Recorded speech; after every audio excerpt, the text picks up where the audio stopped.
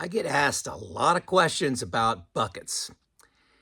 I've made a lot of videos about buckets. I'm going to try to make another one. I just had an email dialogue with a guy yesterday where he was trying to set up 3 buckets to manage his retirement risk. And he really only needed 2. He was just creating 3 because I had 3. And that's not what you want to be doing, okay? Each bucket has a purpose, and you need to understand its purpose so that you don't make crazy decisions in the future. And the bucket strategy is just one strategy, okay? So in this video, I'm going to talk about buckets.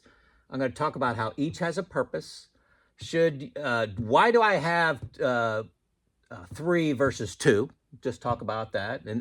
Again, this is my story. This is not the right answer. This is what I do and how I think about it. And then the last thing, I'm going to talk about buckets versus rebalancing, another strategy. Why do I use buckets? Why do I prefer buckets? I think rebalancing is very good as well. But I lean towards buckets really for mental reasons, my mental exercise. And I get comments all the time that it's costing me money.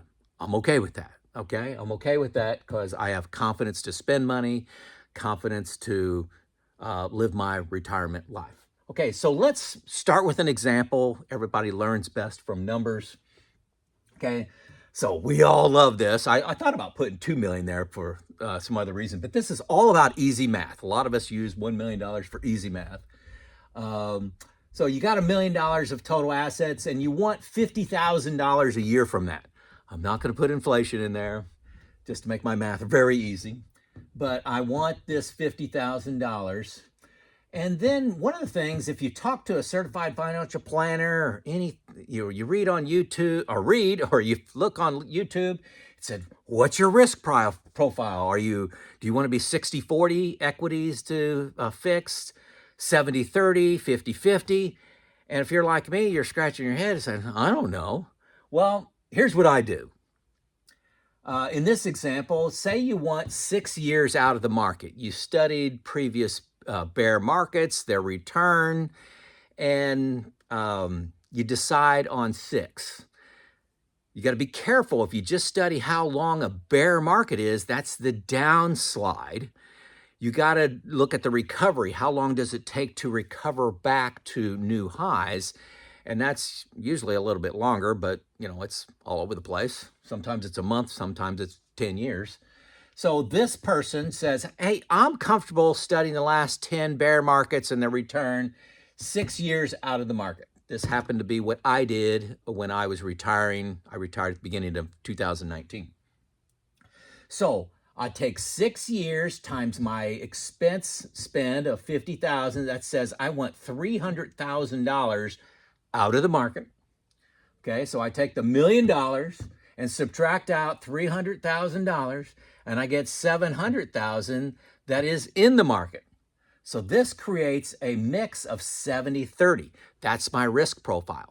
I back into the risk profile. I don't start off with saying, I think 70-30 makes sense.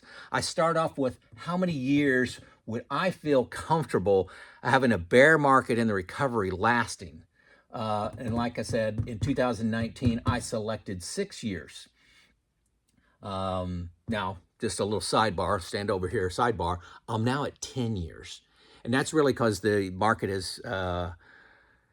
has provided such great returns for me since I retired, and bonds are now paying something reasonable. Remember what bonds were paying in 2019? Almost zero. Now they're returning like 5%. So I have changed this from 6 years to 10 years because I can take some risk off the table and get a good return. But that's a sidebar. So I just showed the math of how I get my risk profile, this example, 70-30, okay? Now, the certified financial planners, YouTube, and articles are all trying to talk you through what you need to be here. I back calculated. That's the message I want to get across to you. So the next thing I'm going to talk about is this $300,000 that is out of the market. Is that 1 bucket or 2 buckets?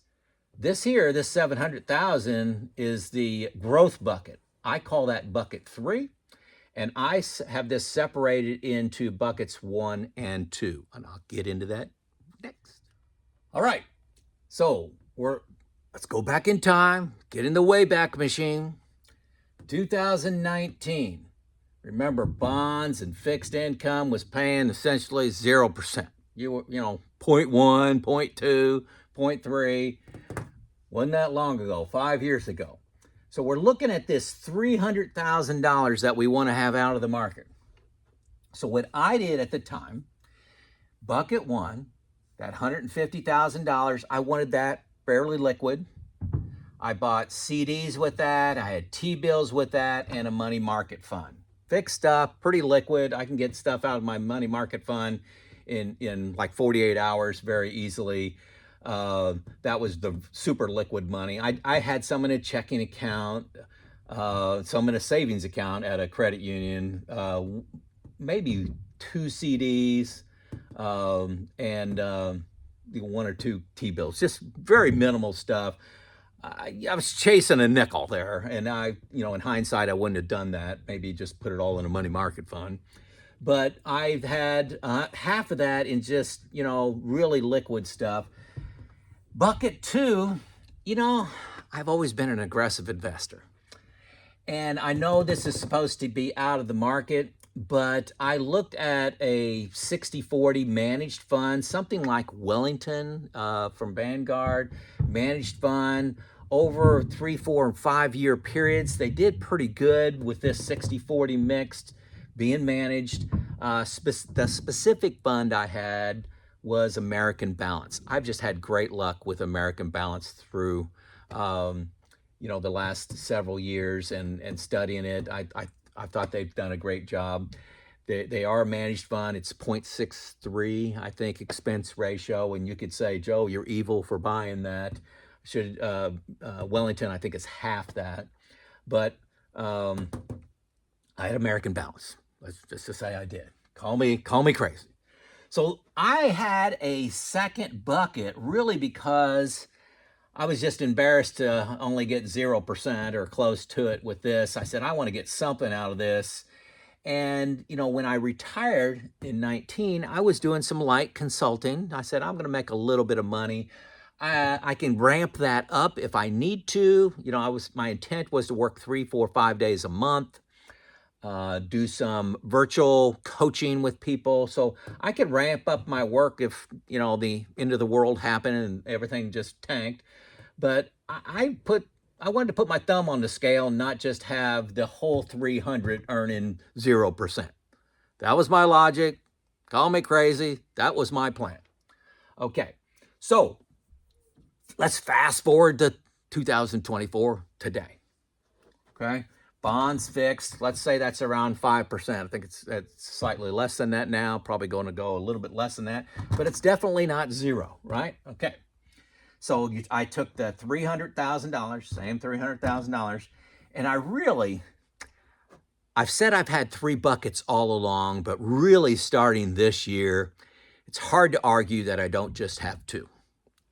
I've got this 300,000, and these aren't the right amounts for me. This is for illustration, right? Okay. I got this $300,000, mostly in a money market fund. I got a bond fund in there. It's really out of the market stuff is my bucket 1. $300,000 worth of liquid. Half of it's very liquid in a money market fund, in my checking account, stuff like that.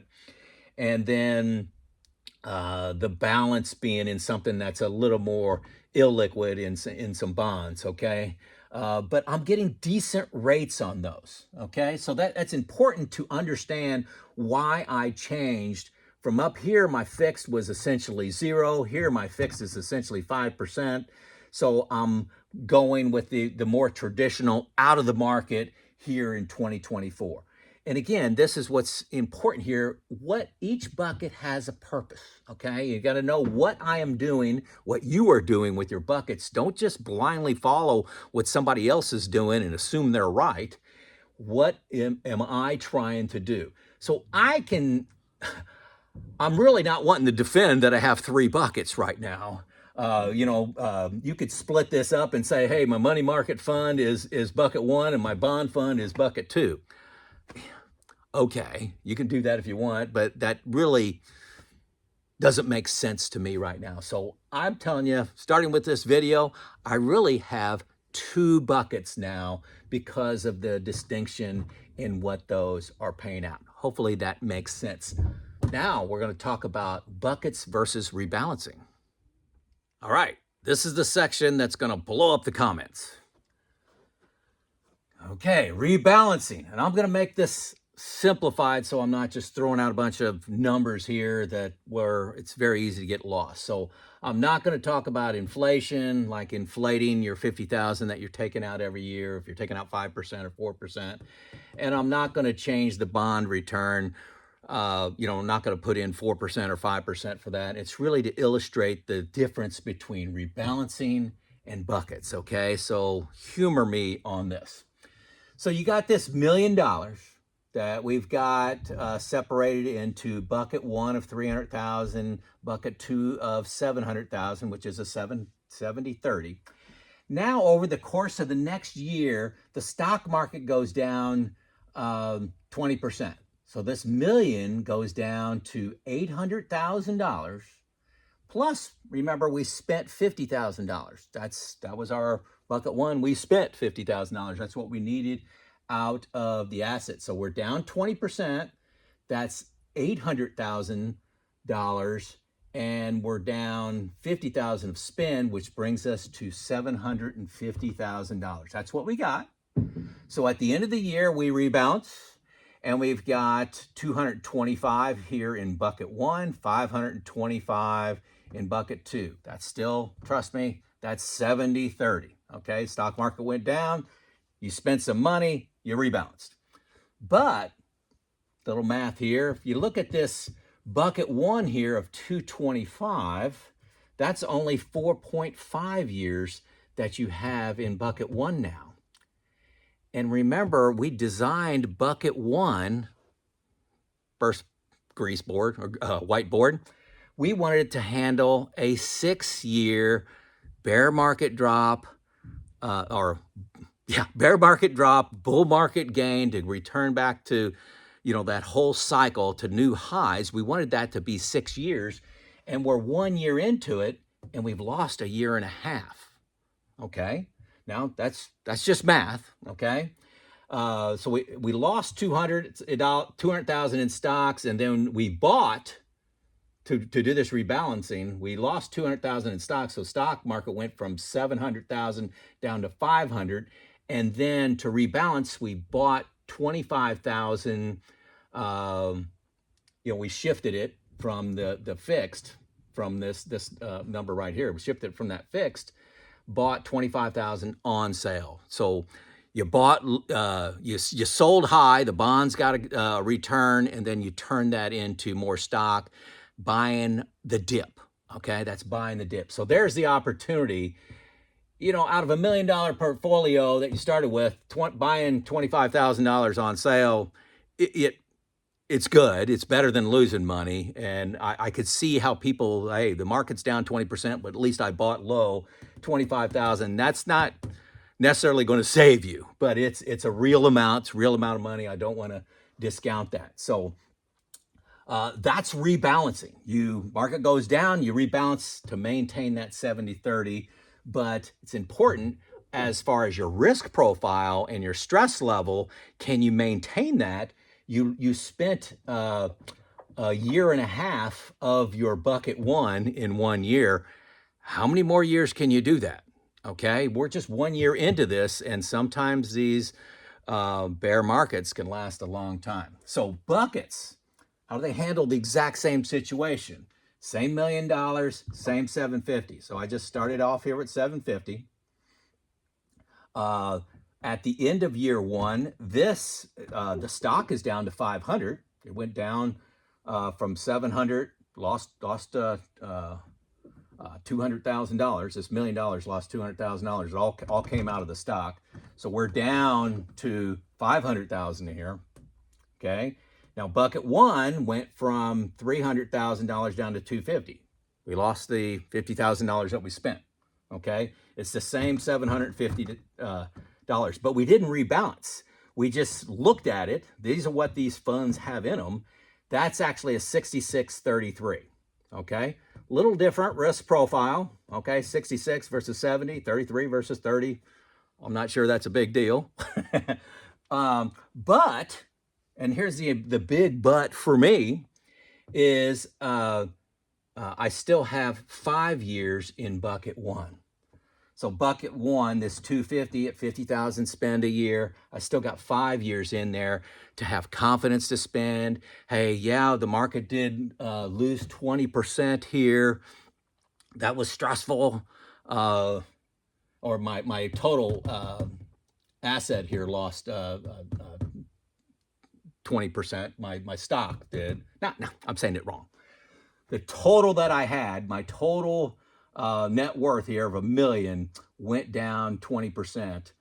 So that $200,000, and that all came out of this. Now that's a pretty sizable, step down.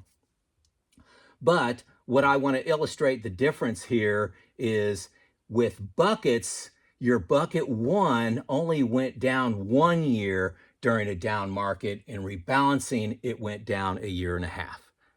I'm not saying which one is right, but I'm saying for me and my risk profile, remember, I picked 6. I did my analysis to say I want 6 years buffer from market volatility. That's the time for it to go down and to come back up. I want 6 years. I want 6 years. That gives me confidence to spend, sleep at night, go on my vacations, spend money, do whatever I want, live my retirement, not live in fear.